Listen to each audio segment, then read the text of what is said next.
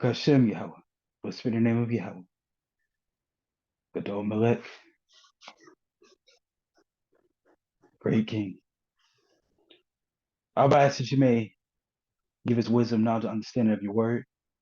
And ask also that you may please forgive me, please forgive us for any wrong that we may have done. But we know that your mercy endures forever and ever. We know that you are kind Elohim, a loving Elohim. And ask that you may please lead us all on the path of righteousness for your name's sake. And I want you to talk about for my life and talk about for the lives of the Akim that are on this call and those who are not on this call, as well as their families as well. And I ask that you may please continue to be patient with us. For although we have your written word in front of us, there are many things that we do not fully understand. But I ask that you may teach us how to be patient as we wait for you to give us the proper understanding in due season. And I've obviously told about for your faithfulness, not only being faithful to us, but told about for being faithful to our ancestors. And I've asked that you may please continue to finish the marvelous work that you have begun in each and every one of us. And ask that there be any sin within us, that you may please remove it, please tear it down, please destroy it. And I've asked that we may all present ourselves unto you as righteous men before your face. And ask there to be no sin, no crookedness, no iniquity, no manner of evil within any of us. And I've asked that when your wrath comes upon this earth, that we may be spared. And ask that we may be a part of that remnant, that righteous remnant that did what you have commanded them to do. I've asked that you may allow your Malachim, your angels, your messengers to watch over us and lead us in the way that we should go, lest we should dash our foot against a stone. And I ask that you may please cleanse us and wash us, and ask that we are all worthy to receive your spirit, your Ruach. And if any of us are unworthy to receive your Ruach, please continue to work with us so that we're able to receive it. For there are many things that we do not fully understand. Sometimes it is hard to discern if you were speaking to us, or if it's our voice or the voice of someone else. But I've asked that we will all continue to work and be diligent, and ask that we will all desire to have a stronger relationship with you, because there is nothing like it. I've asked that you may please accept this tefillah, this prayer for being your will, for it is your will that shall be done. Blessed are Yahweh, blessed is your name, Yahweh, and blessed is he who comes in the name of Yahweh. And may, Selah, so be it.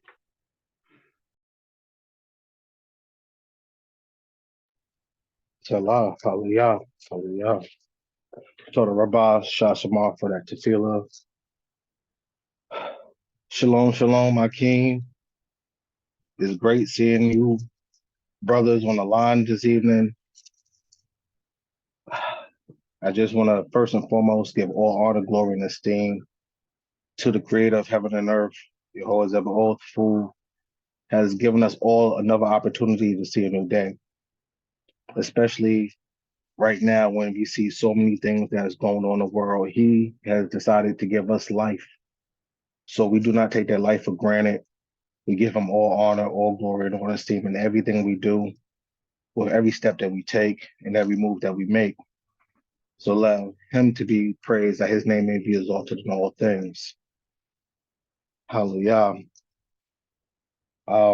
This evening, my topic is going to be on the sacred bonds between man and the Most High, and man and woman. The Most High has been putting this in my heart, especially over the past couple of weeks. When I've been at home, taking care of my beautiful Isha and our newborn son. And he's been revealing to me a lot of different things about marriage. And not necessarily what is marriage, because I think we are all old enough and all understanding what marriage is, but the importance of marriage and how it's pivotal for nationhood. We know that our nation came from the union between Abraham and Sarah, but more importantly, it came between the relationship between Abraham and Yehovah. That relationship, that bond, has allowed us to perpetually be able to come before the Most High. But we have seen throughout scriptures, and we have seen throughout time, how we have removed ourselves from that bond. And we see it today, even in our relationships with our women, our relationships with our brothers and our sisters. So as we try to continue to build upon unity on these men's calls, it's important that we remember the bond that we have, the covenant that we have with our Elohim, the covenant that we make with our women, and the covenant that we make with one another. So I would like to start off with a question, as I like to do. And we live in a time where we hear all things on social media, people bringing up 50-50, people bringing up 100-100, people bringing up all these different things when it comes to a relationship between a man and a woman. What does a woman bring to a table? What does a man bring to a table? We hear all these regurgitated statements all the time. So my question is, if the man, who's supposed to be the provider, the protector, the lead, the guide, all these different things that they put on the role or the man, the male role, if the man is supposed to do all these things, which some people will consider to be everything, depending on who you talk about, then what's the point of the woman? So that is my question to begin this conversation. If the man is supposed to do everything, then what is the point of the woman? And I'll take a few hands. If you just raise your hand, I'll call upon you.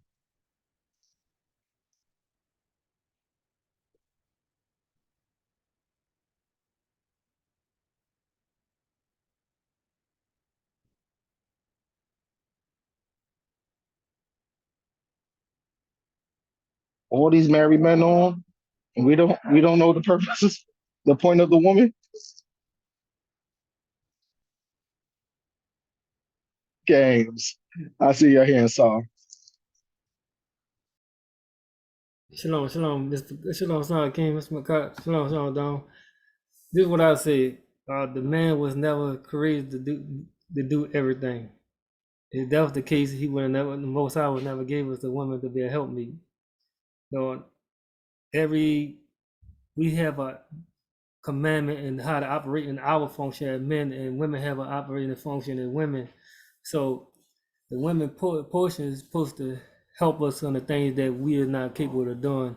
You know, there's a lot of things the women do. The women take care of the home, take care of the children, teach the children. Men go out there work, take care, do all the heavy stuff. So the men couldn't do all that by themselves. So that's why I say that's the function of the women to be our helpmeet, to help our men out. Not year from that. Kane, I love that answer. I love that response. Shy, I see your hand is raised. So, Ken, yeah, I'm a single brother, but I'm gonna give my answer from a single man's perspective. So, like what Sorry said regarding what the Most High said in the beginning. So if the Most High set it up in the beginning, it definitely has a purpose. But just thinking about my personal life, when it comes to the appointed times of the feast days, it does get hectic. Trying to balance things at work, cooking, packing things, going to the store, paying bills, does stuff, little things they add up. And oftentimes I find myself, behind schedule, not just around appointed times, but just other daily activities. So it would be good to have, someone to help with certain things and kind of get I hear a different voice, because I'm used to doing things by myself, but it would be good, to hear someone else's opinion, an unbiased opinion, someone who I can trust, So are you? Kane, I love those answers. The man wasn't created to do everything. That's because he was. It want to be a purpose of a helpmeet. I love that. I also love the fact that having someone, another perspective that can help you make better judgment, to make better decisions. These are great answers. And I want us to keep this in mind as I go over. I, I do see Nasik, I see a hand raised. I'll give you the floor. Nasik Shema. Shalom, shalom, peace to everyone. I try to be quick. So, I guess my answer is, so we know in the beginning it talks about the rib, which is really the side, but for all purposes of the normal or common thought process of a rib, that's what they say a rib, right? So the rib is supposed to protect everything outside of the organs, from things from getting inside and hitting the organs. The organs is vital for us to live, for us to function. So that wife is essential when it comes to assisting and protecting what is vital in the home.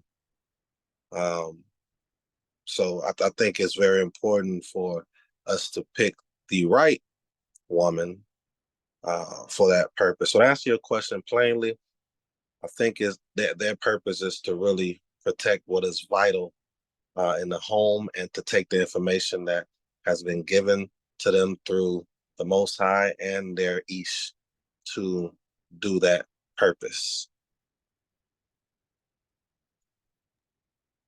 Hallelujah. I like that. To protect what's vital. You know, if it's not vital, it's easily destroyed. So your wife is supposed to protect you in a way that your life is preserved. That way, anything that's vital within the home, anything vital within you, can continue to go forward, knowing that you're covered. These are great answers. And the reason why I brought this forth is because I'm going to bring out a couple of scriptures. First scripture I really want to bring out is Ecclesiastes 26. Well, Ecclesiasticus, also known as the Book of Sirach, chapter 26, verses 1 through 4. And I'm bringing this out because I enjoy how they express the joy of having a good wife, what having a good wife brings forth. So it says, "Blessed is the man that has a virtuous wife, for the number of his days shall be doubled." That leans right back to what Nasik Shema was saying. When you have someone protecting the vital organs, that increases your life. A virtuous woman rejoiceth her husband, and he shall refuel the years of his life in peace. A good wife is a good portion, which shall be given in the portion of them that fear Yahweh. Whether a man be rich or poor, if he has a good heart towards Yahweh, he shall at all times rejoice with a cheerful countenance. That's an important part of a woman. That's an important part of a wife.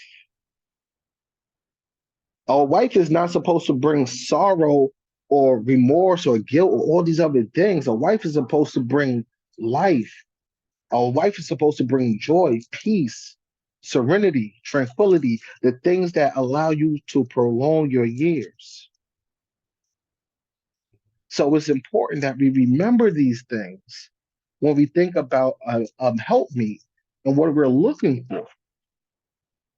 Because a helpmeet is what's going to allow us to establish a good functioning family.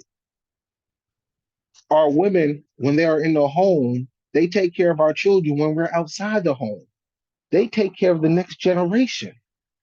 They take the things that we give them, that we pour into them, and they expand it. They allow it to grow into something greater than we could even imagine. They are our helpmeet.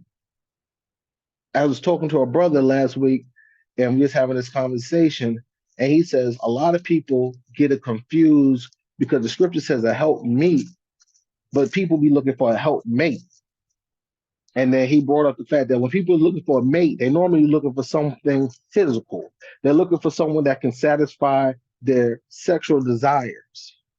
But when you're looking for someone that's a helpmeet, you're looking for someone to help meet you where you're at, help meet you to the place that you're trying to grow, and be that person that prolongs support and encourage you to grow in your potential, because each man has potential. And as that woman, when we show them our potential, we allow them to start recognizing who we are, but they can also see the things that we lack. They can see things sometimes that we can't see. My wife is very good at discerning. She'll tell me about a situation, and I'm like, I don't see that. But then when it starts to manifest and show itself, I have to go back and says, you were right. Because the Most High gave her that insight to allow her to see the things that I can't see.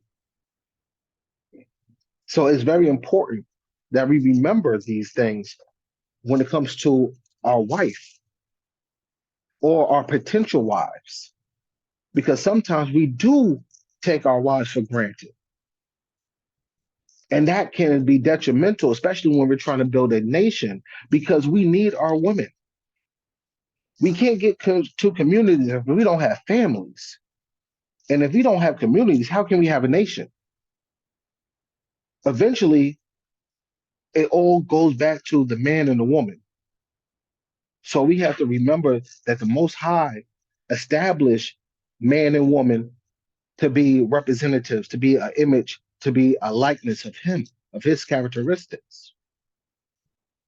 But then also a little bit further down in Ecclesiastes 26, I'm going to return back to the book. In Ecclesiastes 26, 22 through 26, it reads, "And harlot shall be counted as spittle, for a married woman is a tower against death to her husband. A wicked woman is given as a portion to a wicked man, but a godly woman is given to him that fear Yahweh. A dishonest woman contemns shame, but an honest woman will reverence her husband. A shameless woman shall be counted as a dog, but she that is shamefaced will hear Yahweh. A woman that honor her husband shall be judged wise of all, but she that dishonor him in her pride shall be counted ungodly of all." Now, when I read that, that's where my mind started to change a little bit, because then it started for me to not just think about my wife, but think about us in our relationship with the Most High. See, unfortunately, we can see nowadays that we dishonor the Most High, maybe not as individuals, but as a nation. And we were called the Most High's bride. The Most High says he is our husband. The Most High says he wants to be our husband. The Most High said that he desires us to come back to him, that he may be our husband. But we have played the adulterer. We have played the harlot. We have been that wicked woman.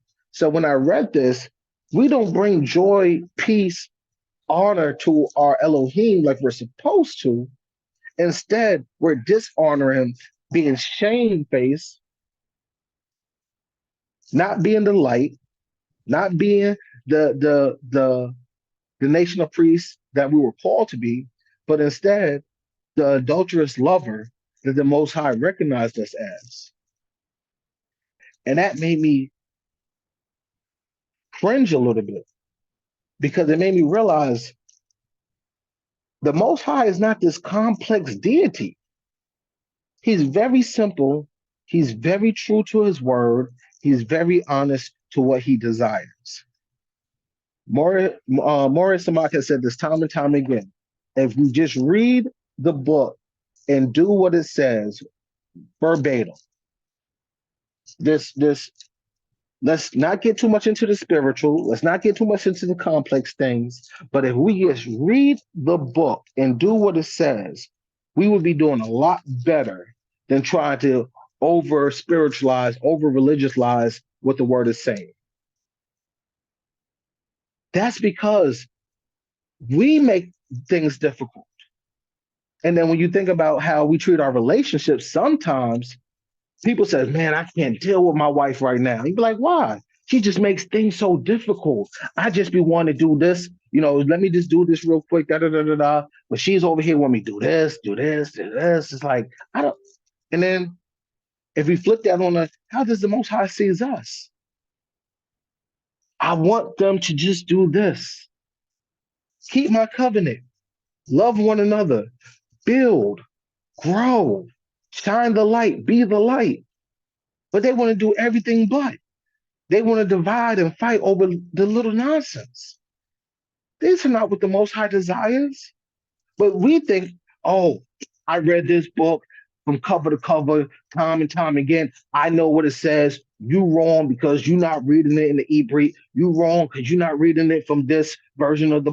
It's when I think about all that, I'm like, y'all just bringing more confusion and division by doing things in that nature. And that hinders us as a people from getting to that next level. That's why we have elders that's been in this walk 30, 40, 50, 60, 70 years. And yet we are still in the same place. I've been in this walk going on 6 years now, Todaya, for giving me this path. And it's been 8 years since I first found out about being an Israelite. So when I have conversations with my elders and I have, conversation with those that's been in this walk a lot longer than me and tell them a lot of the things that I think will be great for us to do as a people, sometimes it's disheartening, but it's honest, truthful when it says that's been attempted before. And then it's like, wow, what happened? And the same thing, the same answer I keep on hearing, ego, pride, the different things that have been holding us back from accomplishing the goal.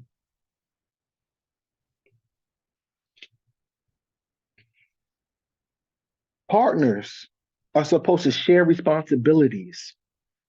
Each side is supposed to bring a unique perspective to help reach the goal. That goes back to what AzarYahu was saying. That goes back to what Shashamar was saying. We're supposed to be the Most High's partner. He has given us our role. He says, this is what I need you to do. And if we were doing that, there'll be a lot more people coming to the Most High. There'll be a lot more people calling on the name of Jehovah. We know, according to prophecy, every knee shall bow, every tongue shall confess that Jehovah is Elohim. We know this. But we're supposed to be the priests and the people and the light that's supposed to share it. But imagine how it's so hard for someone, hey, I'm an Israelite. Oh, you're one of those. And that's the first response you get. And now you have to kind of go back and say, what do you mean? And then they'll tell you this experience they had with a brother or sister. They'll tell you about this video they're seeing from a brother or sister. They'll tell you these different things. And then you have to be the one to kind of be like that Band-Aid and that surgery says, well, I'm sorry that you experienced that. This is not what we're called to do. We're actually called to just be loving. We're supposed to be called to help lead people back to the Elohim of our forefathers. We're called to bring people back to Jehovah's Zeba'oth. And then there's like, well, it sounds good when you say it, but you're one person. Am I a minority or am I a majority?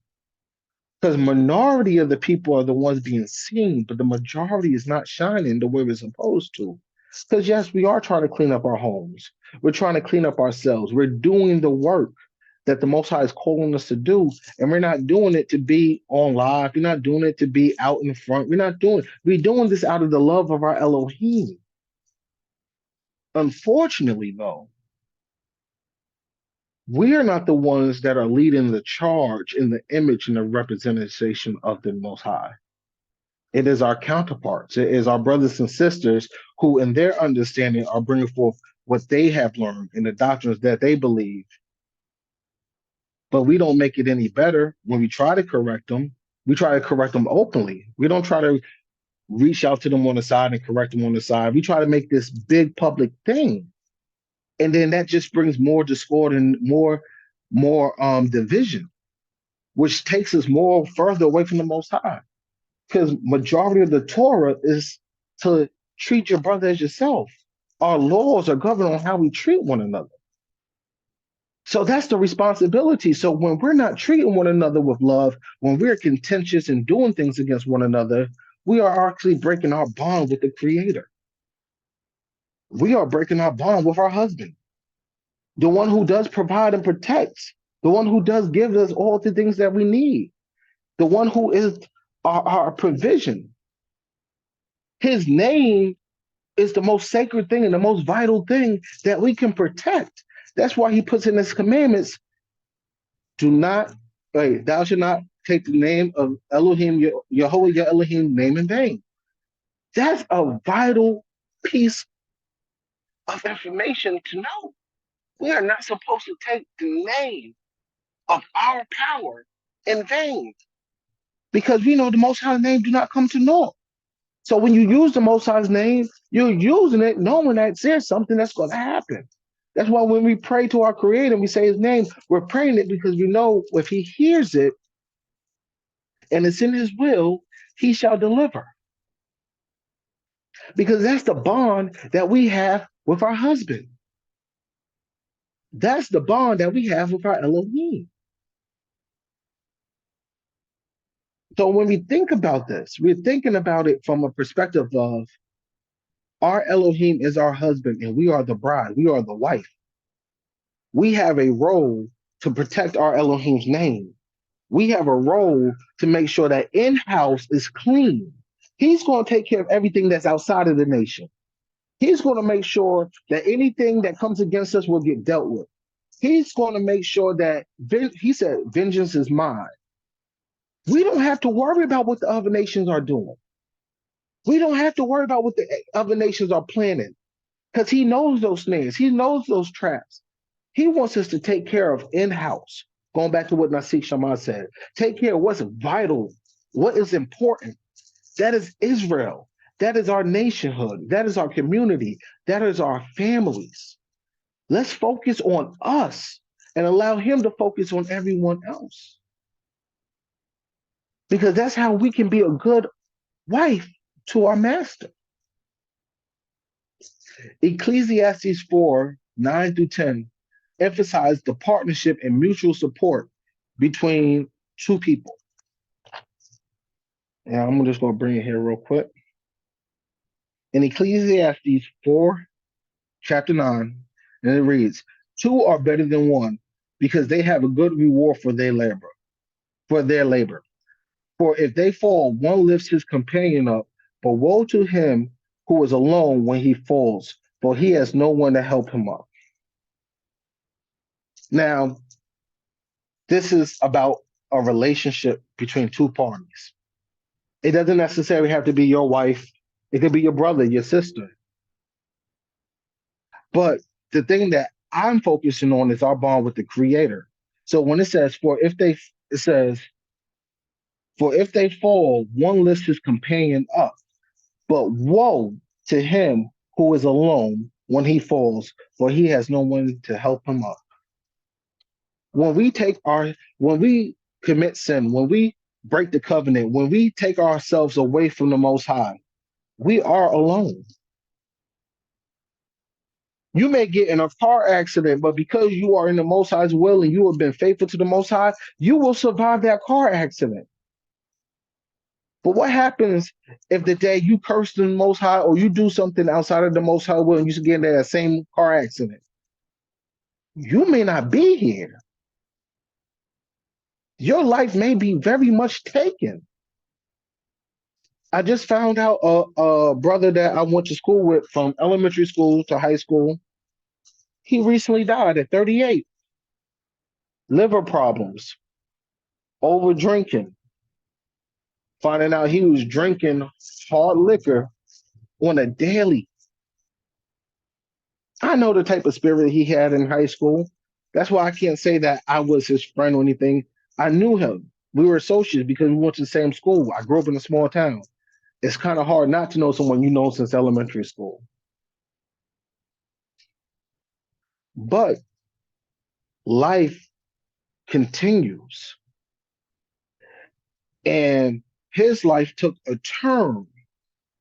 Whereas I know some of us, well, we know some people that were alcoholics, that was drinking, but we gave that up for the Most High. We removed ourselves from that lifestyle. We may drink now on occasion, maybe on the feast days, maybe a little cup of wine here and there, but that overindulgence that we used to do constantly to numb whatever we were going through, we removed that for something better because we gained a bond with our Elohim. So he was able to pick us up when we fell. He was able to speak life into us. He was able to bring other brothers and sisters into our lives that can help support us. This is why it's important that we remain humble and keep our bond with our Elohim.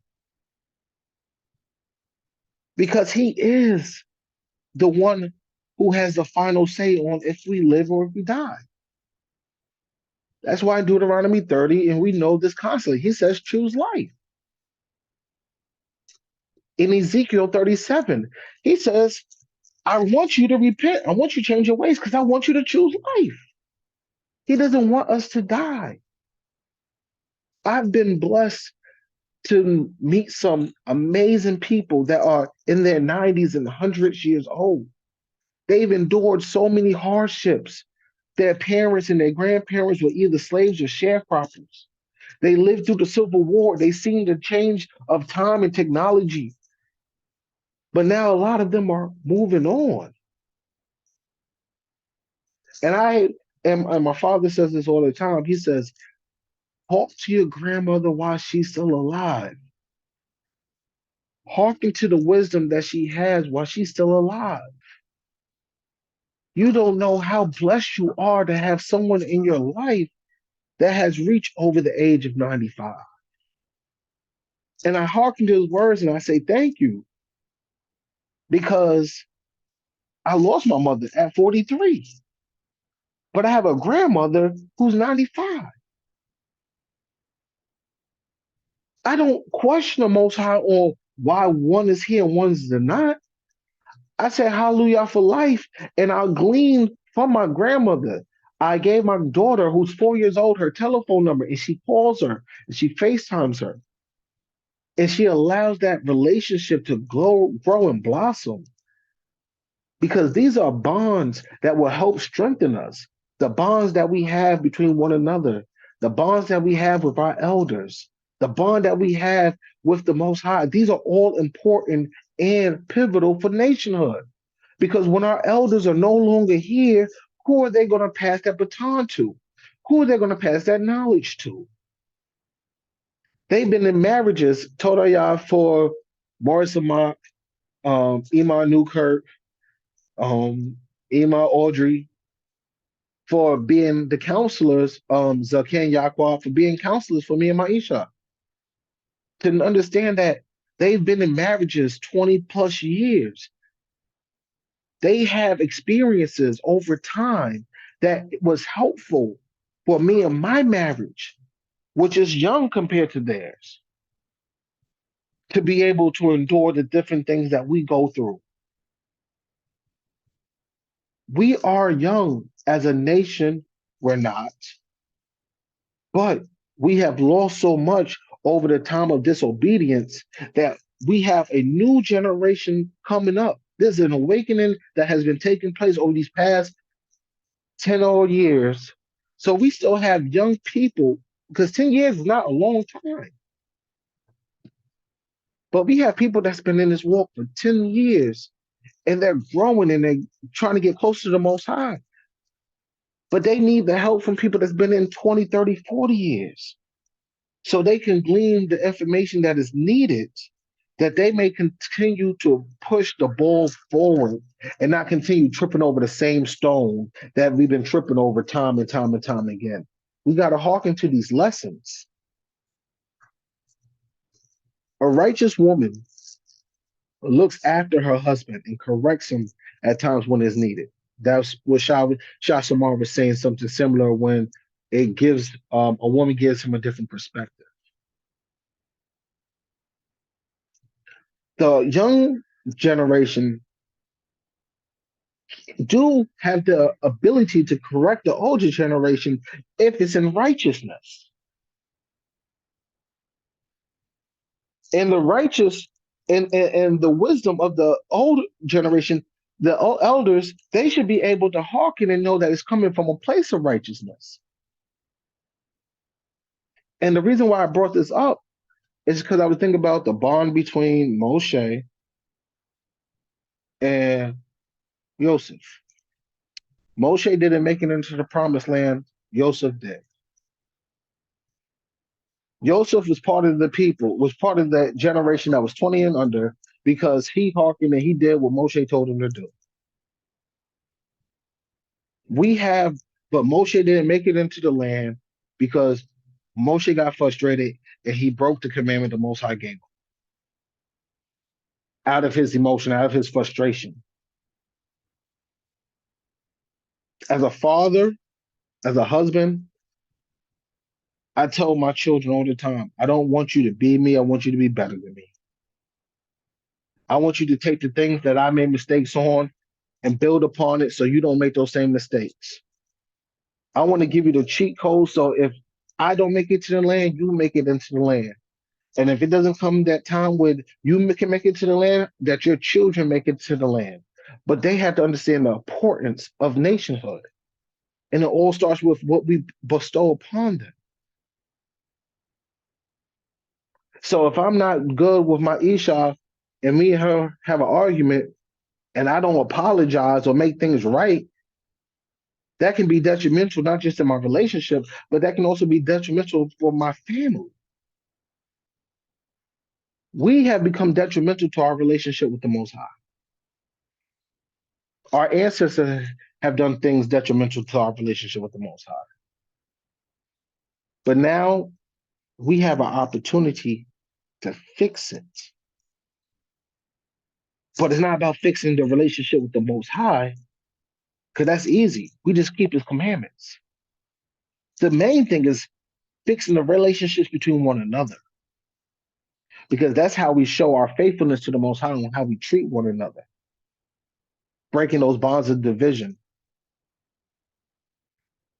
Because we want to be a good spouse. We want to be a spouse that increase the life.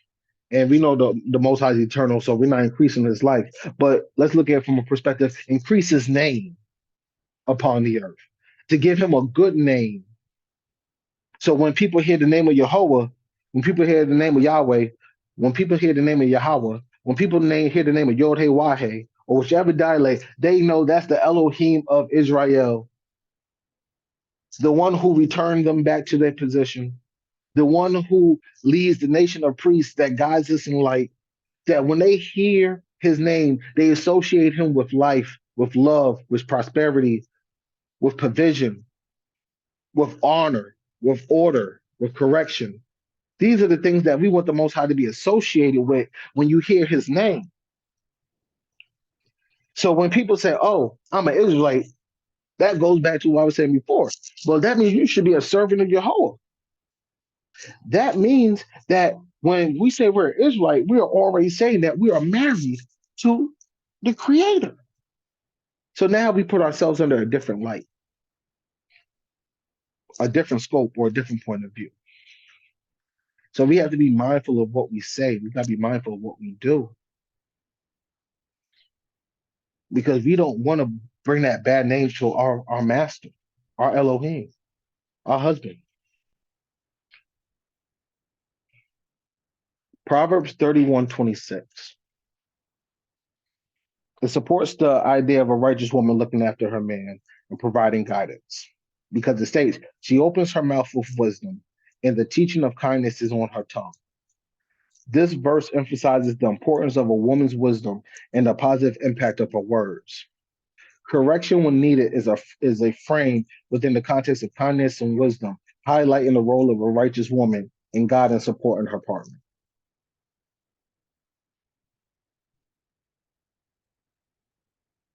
This is what we're supposed to be. We're supposed to speak wisdom. We're supposed to teach kindness. We're supposed to bring correction that is needed, not correction out of ego, not correction trying to prove a point. Say, oh, this is wrong. No, correction out of love, correction that can be heeded. Because if you take correction the wrong way, it can have the opposite results of what you're trying to do. That's why we have to be wise in our correction. We have to be wise in our approach because we don't want to hurt or hinder people any longer. We want to support, help, and build like a good wife is supposed to. Proverbs 9 and 8, it talks about rebuking a fool. And it says, do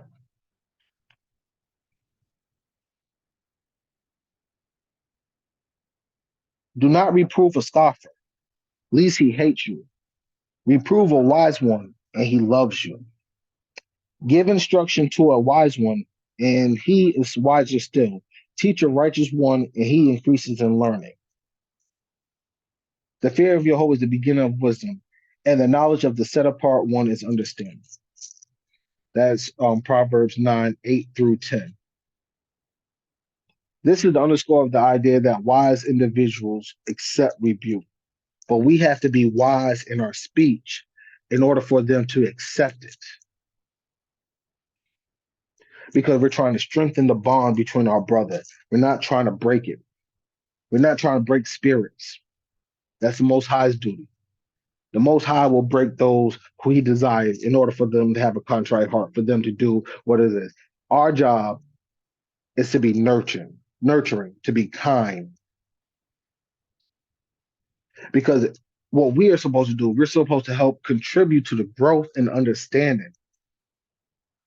And if we don't do it properly, or we do it without discernment and we're doing it to a fool, and contrast with that, and they may or they will resist correction. Proverbs 15 and 5 reads, a fool despises his father's discipline, but he who heeds reproof is clever. Again, we have to have that discernment to know who we are actually dealing with. Because just like we are the Most High's bride, we are the Most High's children. So if we have a wife who's trying to correct us, or we don't want to hear to her correction, or we have elders that's trying to correct us, but we don't want to hear to that, we're acting like fools who despise their father's discipline. Because if the Most High brings someone in your life to correct you, he's trying to do it out of love because he sees you going in a certain direction.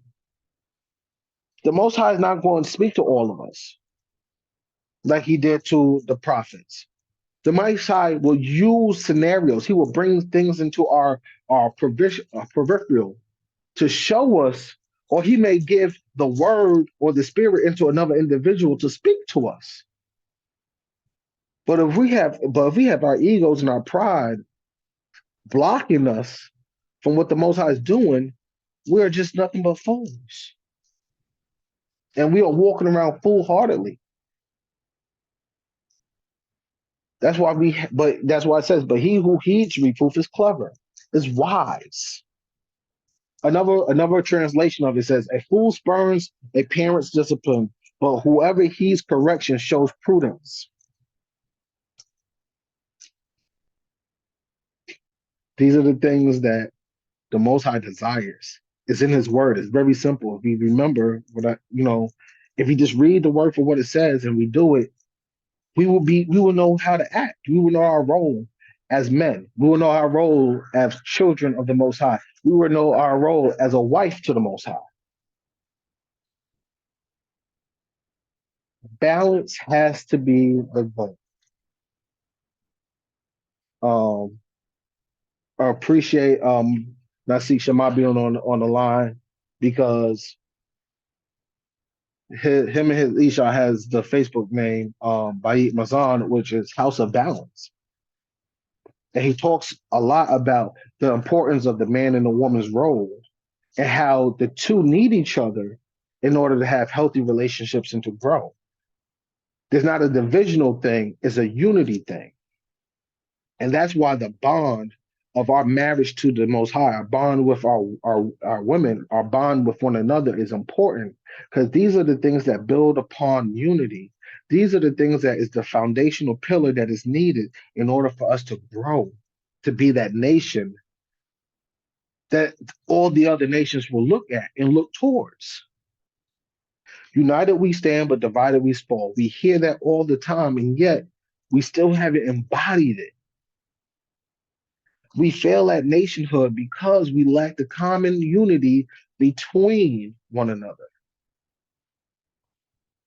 I'm not saying I have to agree 100% with what you agree with.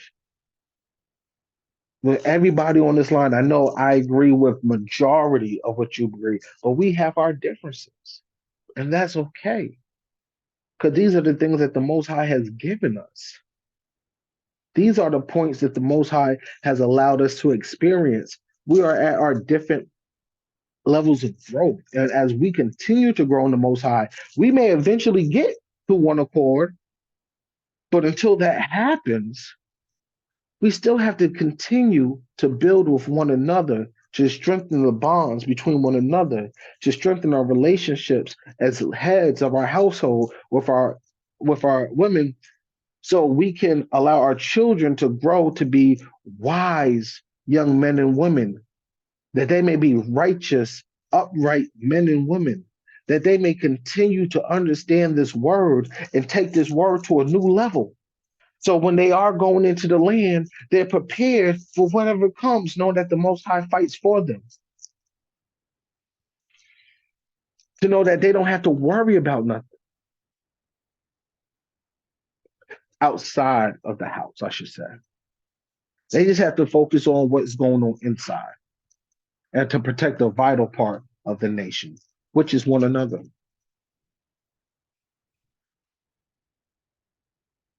A spouse should have a willing spirit to help their partner. We shouldn't force our significant other to do the things we require or want from them. Things done from love or a willing spirit are better received. That's why the Most High never forces anything on us. He gives us a choice. And based upon our decision of that choice, we have the consequences, whether it's rewards or the opposite. But nothing's forced. And this thought came about when I was reading the Torah portion with Exodus 35, because it was talking about the building of the tents and it was the building of the tabernacle. But there was a very important part where it's starting at verse 21, Exodus 35, verse 21, and it says, "And everyone whose heart lifted him up, and everyone whose spirit moved him came, and they brought the contributions to Yahweh for the work of the tent of appointment, and for all its service, and for the set apart garments. And they came, both men and women, all whose hearts moved them, and brought earrings and nose rings and rings and necklaces, all golden goods, even everyone who made a wave offering of gold to Yahweh." The Most High told them what he wanted. He told them what they desired.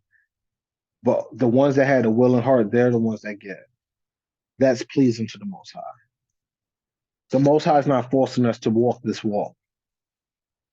He's not forcing us to do his commandments. He wants us to keep his commandments, but he's not forcing us.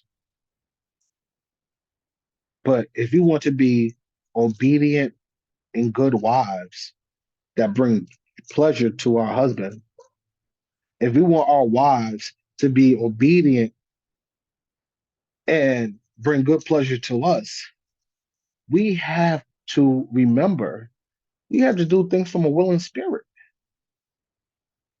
We can't force these things down our women's throats, just like the Most High can't force things down our throats. Like we can't do it as parents to our children. We can only guide them and show them in love and pray that they continue to walk this path, that they continue to open up their heart to be willing to do what we desire. We have to remember that when we look at our relationships, when we look at our marriages have to be a reflection of our relationship with our Elohim. It has to be, because that's the only way we're going to get to the end.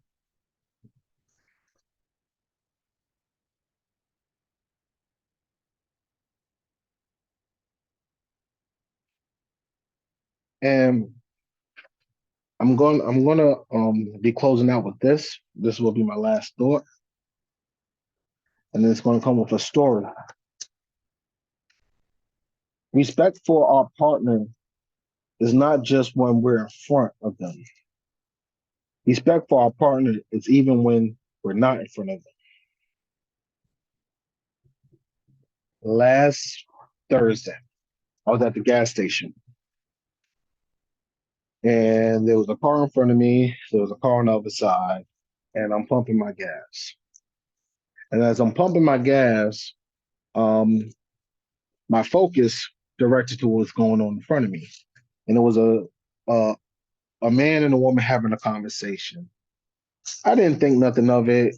The man was trying to talk to the woman. You know, they had their windows down. She finished pumping up her gas, so they're just talking. They're having a nice conversation. Me, nothing of it. But then I heard the woman say, "I'm married though," and then that caught my attention because then I was looking at what was happening. Now, instead of the man saying, "Oh, I'm sorry," and going about his business, he continued to have the conversation with her. Now, I'm not really too shocked about that because we see that quite often. If someone's single and they want someone, they're going to keep on talking, not really caring about the other person's perspective. Unfortunately, that happens from time to time. But what shocked me was the woman that said, "I gotta go. I have to, get back." She continued to listen to him for some more time after even making that statement. She has a husband. And then after the man finished, having this conversation and spilling, he finally pulled off. And then she finally pulls off.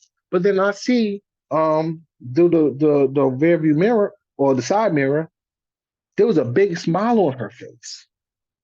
She enjoyed that she got that attention. She enjoyed the interaction, even though she had a husband. Now I don't know the situation between her and her husband. That's not the point. The point I'm trying to bring is we look good on the feast days and on Shabbos when we're wearing our zeets and we're speaking our Ibri and we're doing these things that makes people think, oh, they love Jehovah. They're keeping us commandments. But that's the things that people see on the outside. But when the Shabbat is gone and the feast days are over and you're just in your day-to-day life, do you still show that same love for your Elohim as you do on those set apart days?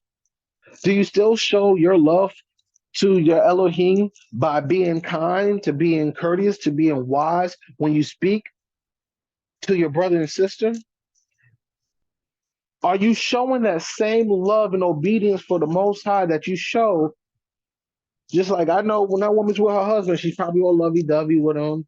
She probably, oh, that's my man, da da da da. But when her man wasn't there, she easily gave her time and attention to another man because it made her feel good.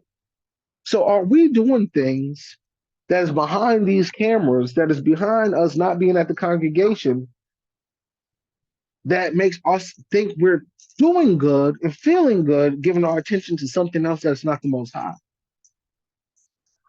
The Most High sees everything. Man don't.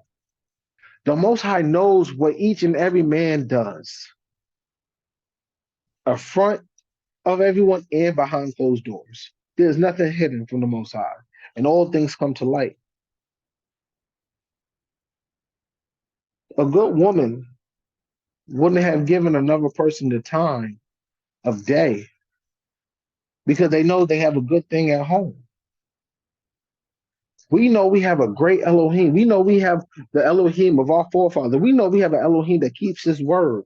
We know we have an Elohim that guides us and protects us and gives us life each and every day. He renews our being when we are weary.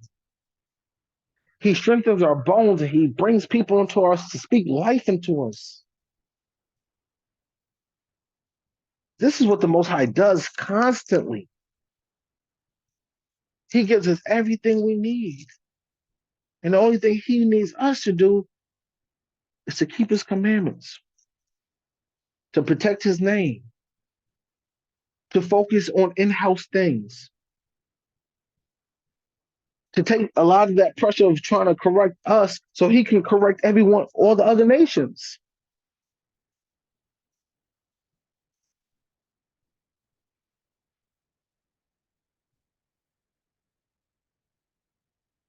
Jehovah is our husband. He is our power.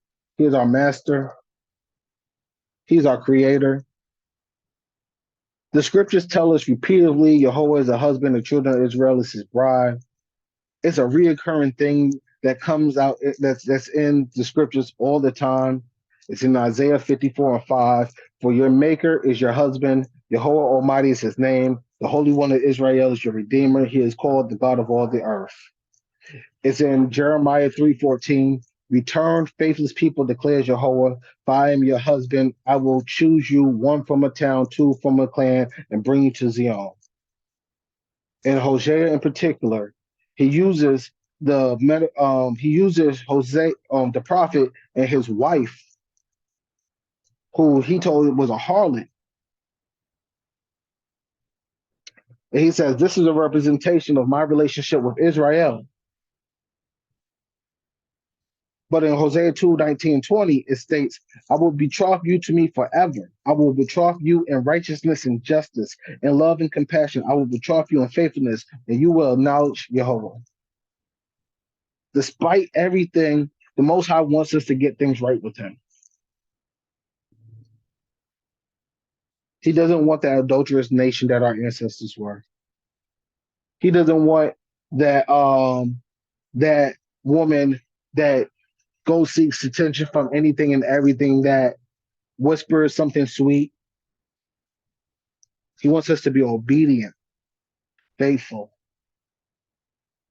He wants us to be protective, nurturing, caring, wise, tenderhearted.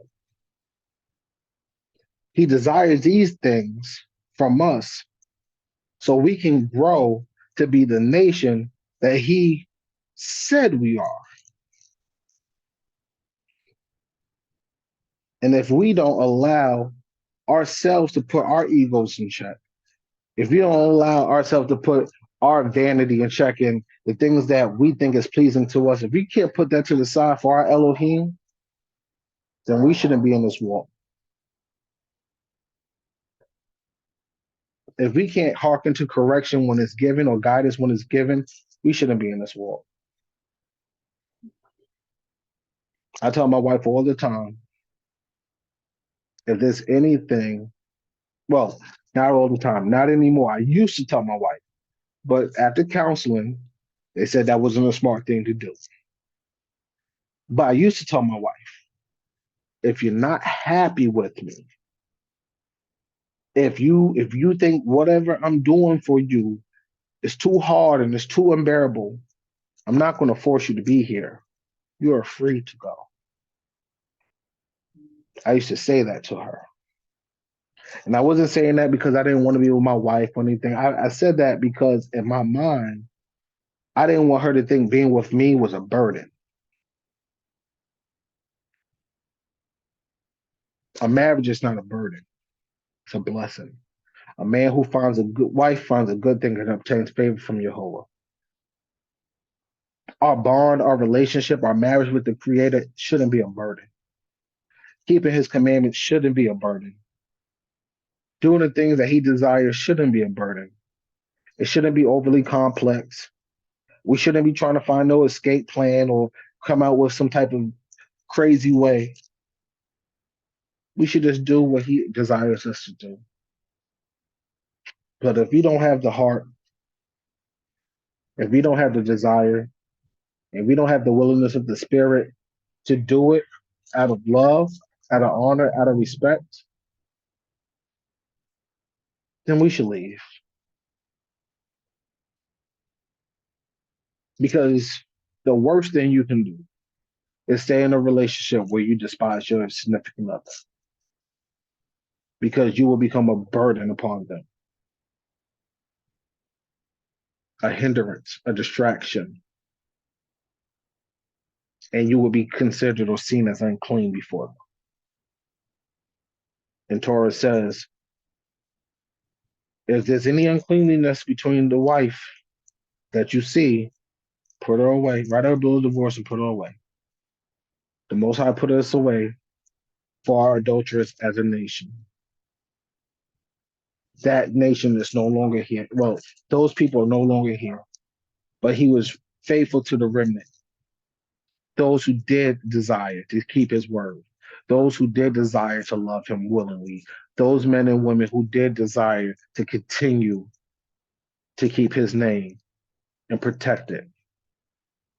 Because of our ancestors who decided to stay faithful to the Creator, even in their flaws, we are here today with a renewed relationship with our Elohim. And as men,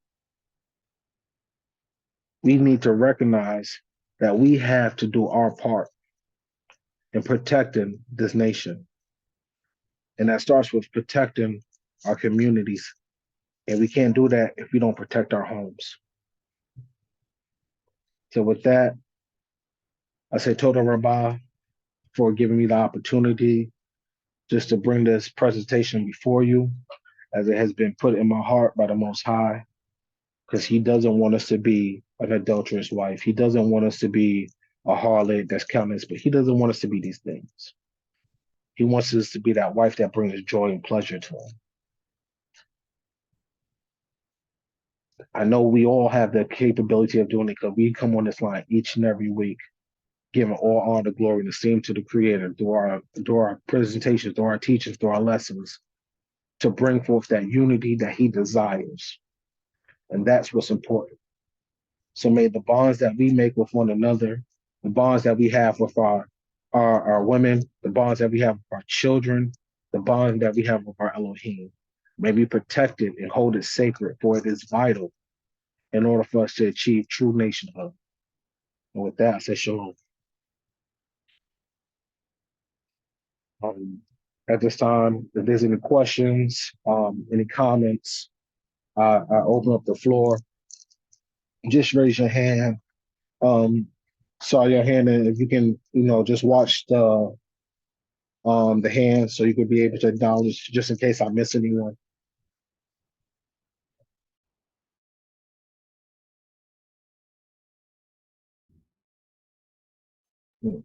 Nashi, you have the floor, Aki. Shalom, shalom, shalom again. Truly appreciated the presentation, Ms. Ray. Truly appreciated the presentation.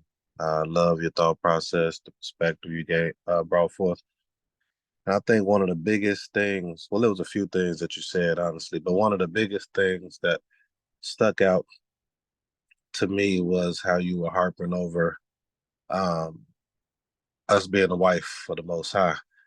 And of course, we know B'nai Yisrael, right? The whole nation as a whole was supposed to be the wife of the Most High.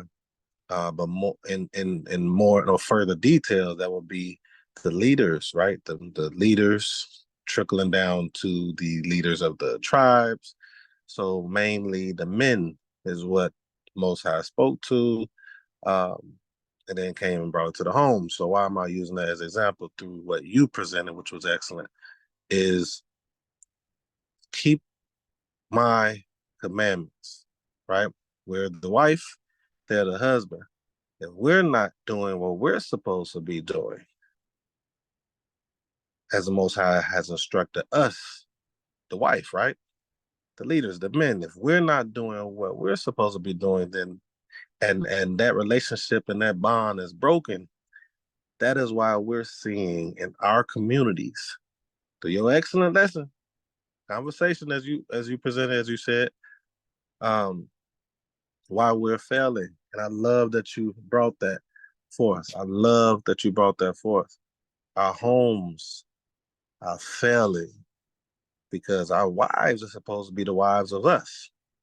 And we're supposed to be the head, But we're supposed to be the wives according to the scriptures that you brought forth to the Most High. And if we're not in order, if we're not keeping the commandments, if we're doing horribly as a community and a nation, as wives of the Most High, then what do we expect of our homes here today in 2024? Torah about for your message. Total about for your words. Greatly appreciate it. More Shemot, you got the floor down. Hallelujah, hallelujah. First, I'd like to give all praise, honor, and esteem to the Most High, Yah.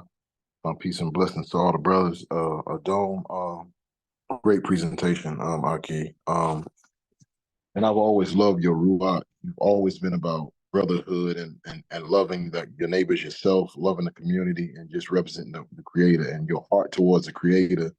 It shows in your words that you speak, how you live, your posts, all those things. And so tonight, you got to express, what I've seen in you for years, just that love for the Creator, the love for your people, and the love to serve him, and just wanted to see the unity in the community. And I think you did a great job associating or showing how Israel itself is supposed to be to the Most High, to our Creator.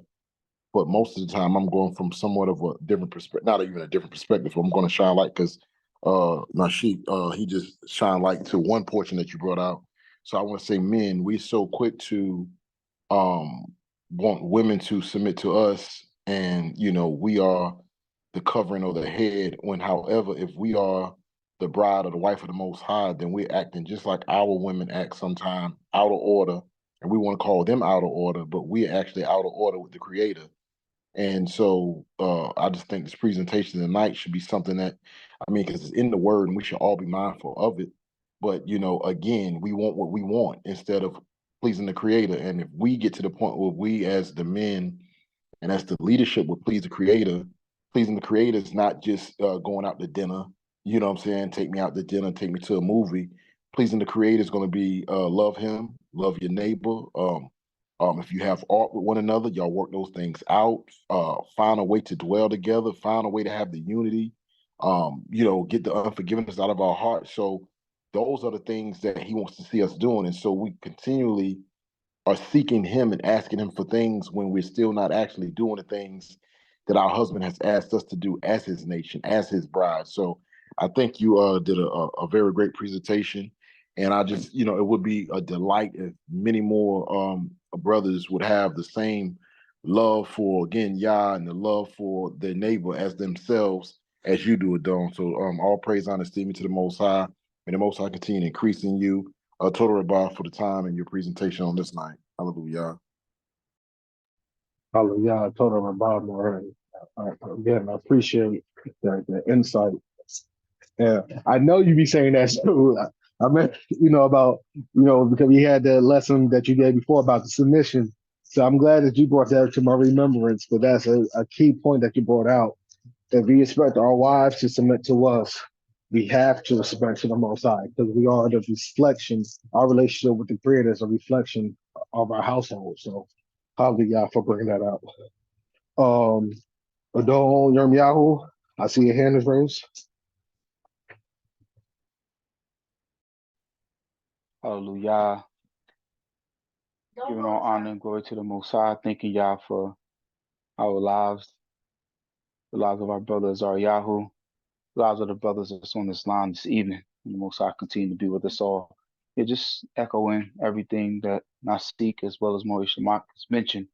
Just thank the Creator for putting on your ruach that great reminder of our brothers, men, our relationship, what is really supposed to be with the Almighty. He does say it numerous times in the scriptures, our position. And I think, the writers and those who were inspired to write these great words, put that husband and wife narrative because it's relatable, right?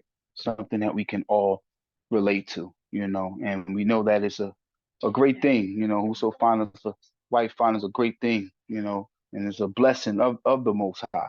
And you can even, as you so eloquently put in your talk this evening, it is an honor for us to be the bride of the Almighty, but it should not be taken lightly, like marriage should not be taken lightly.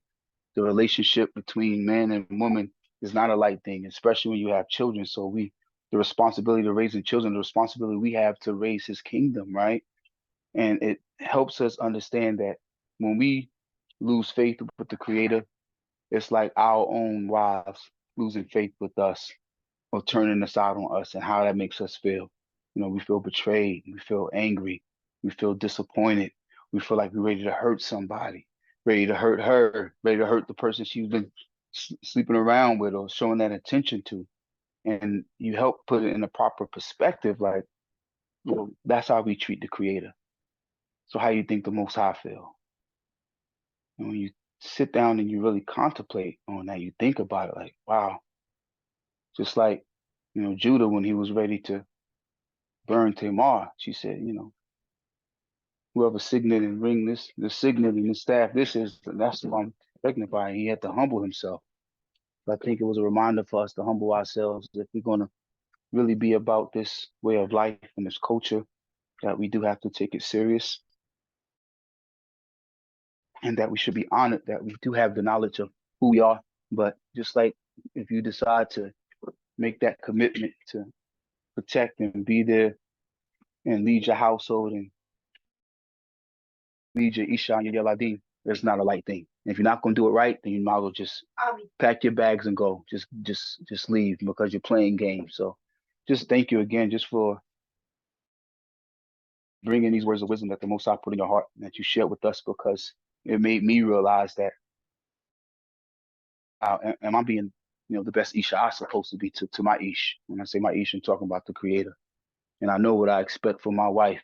And I know she was expecting me as the man, as a protector, for providing that security, leading my household and my children a certain type of way. So I pray that the Most High will bless the real men of Israel, those who really have a desire to build up this nation and to represent His name.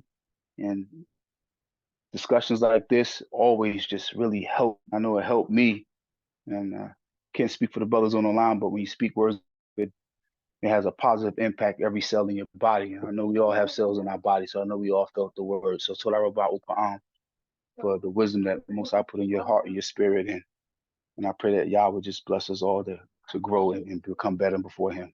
I yield. Shalom, shalom. Yeah, hallelujah, hallelujah.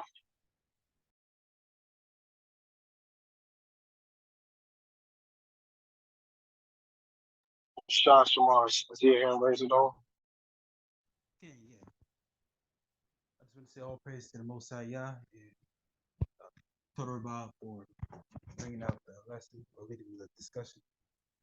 And Total Bob for bringing out the, Sirach chapter 20, 26. I haven't went to that in a while. It talks about, you know, blessed is the man that has a virtuous woman, for the number of his days shall be doubled. And also talks about, you know, a good woman is a good portion which shall be given, and the portion of them that fear Yah. So that's encouraging. I haven't went to that in a while, but I had some notes on that. And another point Mike you brought up was just about controlling emotions. You know, because a lot of times when I'm at work, you know, a lot of times I'm sometimes it just gets a little stressful because I'm doing things when I'm walking. I try to, you know, be alike at the same time. You know, I can't, you know, get involved in certain conversations, but at the same time I want to be friendly to the people, because I think about how am I supposed to represent the Most High if I don't kind of interact with the people. But at the same time, it's like I'm trying to find that balance, you know, being friendly with people, but also just trying to, you know, just keep my head down and do my job. So, but you know, I believe the Most High put on my heart to kind of be more, you know, just more out there for the people, you know, because it's one thing just to get the word for myself, but there's also people who may still be in darkness as I once was, you know. And I still got more work to do, but you know. But yeah, like I said, all praise to the Most High for allowing me to bring it out as far as, you know, just representing the Most High, you know, being a help unto Him. Not that He needs our help, but He has created us in His image for His pleasure. So I would say all praise to the Most High Yah, and I yield. Yeah. And you said something really interesting. It can be hard sometimes because we know that we deal with different people with different beliefs and different faiths. Some no faiths at all. But one thing I've learned, right, is this Torah shows you how to be at peace with all men, you know, and as long as you continue to operate in that spirit of Torah and keep on operating in the image of the Most High, what's going to happen is those that are gravitated to your light, you will be able to speak life into them. And those who are pulled more towards the darkness, they will separate themselves from you. You know, you just have to continue being who the Most High has called you to be, as well. He desires all of us, and He will bring those that He needs you to reach out to, because you'd be surprised how much you can change or impact someone's life just by being a light unto the world, as the Most High called us to do.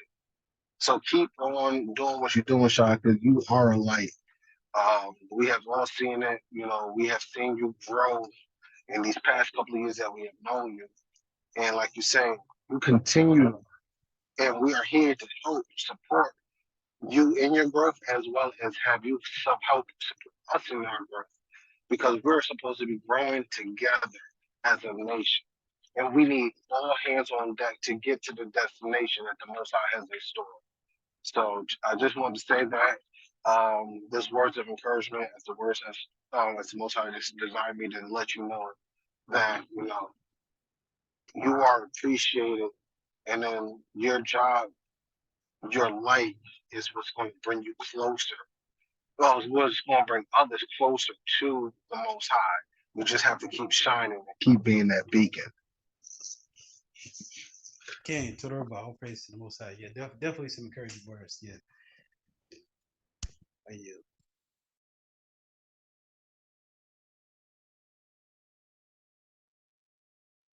If there isn't anyone else, Shah, would you be able to do the closing tefillah? King, I can do it. All right.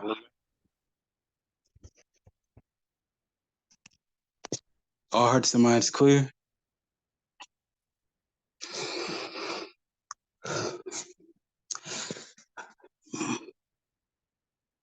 Abanawa Shabbat Shemaim Kodasha Yashinkwa. Our Father who is in heaven, set apart be your name. Total bow, great King, for allowing us to gather on this call and discuss the issues of life. And I ask that we will not just be hearers of your word, but I ask that we will be doers also. I ask that you may please tear down the unrighteousness that is within us, for you know our secret faults. You know the things that we struggle with. You know the things that we war against. But we know that you are mighty Elohim El Shaddai, and there is nothing impossible for you. And I ask that you may please break the chains of wickedness, break the chains of vanity, or any manner of sin. And I ask that you may deliver us if any of us have fallen in love with any manner of sin. But I ask that you may teach us how to fall in love with you. And if we are already in love with you, please teach us how to maintain our relationship. And ask that none of us fall away to the wayside. I ask that you may please continue to bless us with wisdom, knowledge, understanding of your word, and teach us to apply it to the times that we're living in this society. And I ask that you may please be merciful to us, for your mercy endures forever and ever. Please keep us from presumptuous sin, and please give us the wisdom, the kokma, to know that any sin is evil before you. But I ask that you may please give us the wisdom to know that you are merciful Elohim. Sometimes we do things in ignorance, but sometimes we do things intentionally. But I've asked that you may give us a great portion of your mercy and a great portion of your everlasting strength. And I ask that none of us would be deceived and believe that this sin or that sin cannot damage our relationship with you. But please give us the wisdom to treat sin as sin and still pray for your mercy. But let us also not see your mercy as a license to sin, or see your mercy as an opportunity to get over. But let us see your mercy as the love that you have for your people, and as an opportunity to repent, and as an opportunity to grab hold on everlasting life. And I ask that you may give continued strength